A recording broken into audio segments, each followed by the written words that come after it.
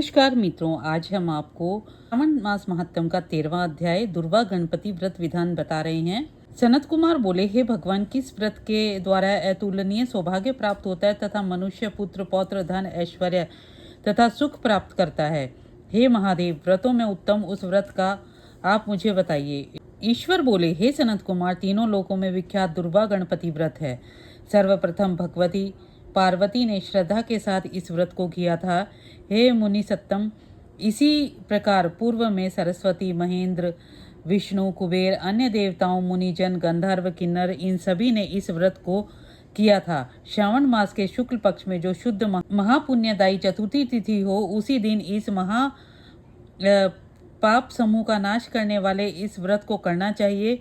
उस चतुर्थी के दिन स्वर्ण पीठाधीन स्थित एक दंत गजानन विघ्नेश की स्वर्णमयी प्रतिमा बनाकर उसे आधार पर स्वर्ण में दुर्वा को व्यवस्थित करने के पश्चात विघ्नेश्वर को रक्त वस्त्र से वेष्टित ताम्र पत्र पर से रक्त पुष्पों से अपामार्ग, शमी, दुर्वा, तुलसी, बिल्व पत्र, इन 5 पत्रों के से अन्य उपलब्ध सुगंधित पुष्पों से, सुगंधित द्रव्यों से, फलों से, मोदकों से उनकी पूजा करनी चाहिए और इसके बाद उन्हें उपहार अर्पित करना चाहिए। इस प्रकार अनेक उपचारों से भी गिरिजा पुत्र विघ्नेश की पूजा करनी चाहिए। और इस प्रकार कहें, स्वर्ण निर्मित इस प्रतिमा में मैं विघ्नेश का आवाहन करता हूँ, कृपा निधि पधारें। इस स्वर्ण में सर्वोत्तम रत्न जड़ित सिंहासन को मैंने आपके लिए प्रदान किया है। विश्व के स्वामी, इसे स्वीकार करें। हे उमासुत, आपको नमस्कार है। हे विश्व व्यापिन, हे सनातन, मेरे समस्त कष्ट समूह को आप नष्ट कर दें। मैं आपको पाद्य समर्पित करता हूँ। गणेश्वर देव, उमा पुत्र तथा मंगल का विधान करने वाले हो, यह अर्घ प्रदान करता हूँ। हे भगवान, आप मेरे इस अर्घ को स्वीकार करें। विनायक, शूर तथा वर प्रदान करने वाले को नमस्कार है, नमस्कार है। मैं आपको यह अर्घ अर्पित करता हूँ, इसे ग्रहण करें। मैंने गंगा आदि सभी तीर्थों से प्रार्थना पूर्वक यह जल प्राप्त किया है।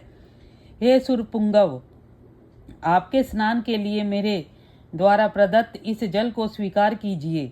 सिंदूर से चित्रित तथा कुमकुम से रंगा हुआ यह वस्त्र युग्म आपको दिया गया है, इसे आप ग्रहण करें। लंबोदर तथा सभी विघ्नों का नाश करने वाले देवता को नमस्कार है। उमा के शरीर के मल से आविर्भूत हो, हे गणेश जी, आप इस चंदन को स्वीकार करें। हे सुरश्रेष्ठ, मैंने भक्ति के साथ आपको रक्त चंदन से मिश्रित अक्षत अर्पण किया है। हे सुरसत्तम, आप इसे स्वीकार करें। मैं चंपा के पुष्पों, केतवी के पत्रों, जपा कुसुम के पुष्पों से गौरी पुत्र की पूजा करता हूँ। आप मेरे ऊपर प्रसन्न हों। सभी लोगों पर अनुग्रह करने वाले, दानवों का वध करने वाले के लिए स्कंद गुरु के रूप में अवतार ग्रहण करने वाले, आप प्रसन्नता पूर्वक यह धूप लीजिए। परम ज्योति प्रकाशित करने वाले तथा सभी सिद्धियों को देने वाले आप महादेव पुत्र को मैं दीप अर्पण करता हूँ, आपको नमस्कार है। तत्पश्चात गणानाम त्वाम इस मंत्र के द्वारा मोदक, 4 प्रकार के अन्य भक्ष्य, भोज्य, लेह, चोष्य, पायस तथा लड्डू आदि का नैवेद्य अर्पण करें। मैं आपकी मुख शुद्धि के लिए आदर पूर्वक कपूर, इलायची तथा नागवल्ली के दल से युक्त तांबूल आपको प्रदान करता हूँ। हिरण्य गर्भ के गर्भ से स्थित अग्नि में स्वर्ण बीज से मैं दक्षिणा रूप में आपको प्रदान करता हूँ, अतः आप मुझे शांति प्रदान कीजिए। हे गणेश्वर, हे गणाध्यक्ष, हे गौरीपुत्र, हे गजानन, हे ईभावनन, आपकी कृपा से मेरा यह व्रत पूर्ण हो। इस प्रकार अपने सामर्थ्य के अनुसार विघ्नेश का विधिवत पूजन करके निवेदित सामग्री सहित गणाध्यक्ष को आचार्य के लिए अर्पण कर देना चाहिए और प्रार्थना करनी चाहिए। हे भगवान, हे ब्राह्मण, दक्षिणा सहित गणराज की मूर्ति को आप ग्रहण कीजिए। आपके वचन से मेरा यह व्रत आज पूर्ण हो। जो मनुष्य 5 वर्ष तक इस व्रत को करके उद्यापन करता है, वह वांछित मनोरथों को प्राप्त कर लेता है और देहांत के बाद शिवलोक को जाता है। अथवा 3 वर्ष तक इस व्रत को करना चाहिए, वह भी सभी सिद्धियां प्राप्त कर लेता है। जो व्यक्ति उद्यापन के बिना इस व्रत को करता है, विधि के द्वारा भी उसका कुछ किया हुआ होता है तो वह निष्फल हो जाता है। अब उद्यापन की विधि बताई जाएगी। उद्यापन की विधि सुनिए। उद्यापन के दिन प्रातःकाल तिलों से स्नान करे। तदंतर बुद्धिमान मनुष्य को चाहिए कि एक पल अथवा आधा पल अथवा उससे भी आधा पल स्वर्ण की गणपति की प्रतिमा बनाकर पंचगव्य से स्नान कराकर भक्ति तथा श्रद्धा के साथ इस 10 नामों से मंत्रों से दुर्वादलों का सम्यक पूजन करे।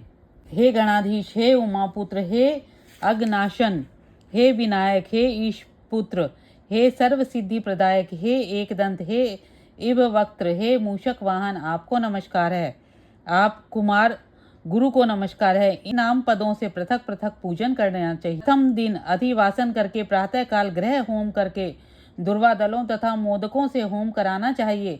तत्पश्चात पूर्णाहुति देकर आचार्य आदि का विधि पूर्वक पूजन करना चाहिए और घट तुल्य थनों वाली वत्स सहित गाय का दान करना अपने वित्त के अनुसार करना चाहिए। हे वत्स, इस प्रकार इस व्रत को करने पर मनुष्य सभी मनोरथों को प्राप्त कर लेता है। हे सनत कुमार, अपने प्रिय पुत्र गणेश के व्रत करने से संतुष्ट होकर मैं उस मनुष्य को पृथ्वी पर सभी सुख प्रदान करके अंत में उसे सद्गति देता हूँ। जैसे दुर्वा अपनी शाखा प्रशाखाओं द्वारा वृद्धि को प्राप्त होता है, उसी प्रकार उस मनुष्य के पुत्र पौत्र आदि संतति निरंतर बढ़ती है। हे सनत कुमार, मैंने दुर्वा गणपति का अत्यंत गोपनीय व्रत कहा है। सुख चाहने वाले को इसे सर्वोत्कृष्ट व्रत करना चाहिए। इस प्रकार श्री स्कंद पुराण के अंतर्गत ईश्वर सनत कुमार संवाद में श्रावण मास महात्म्य के दुर्वा गणपति व्रत कथन नामक 13वां अध्याय संपूर्ण हुआ। वो शंकर भगवान की जय।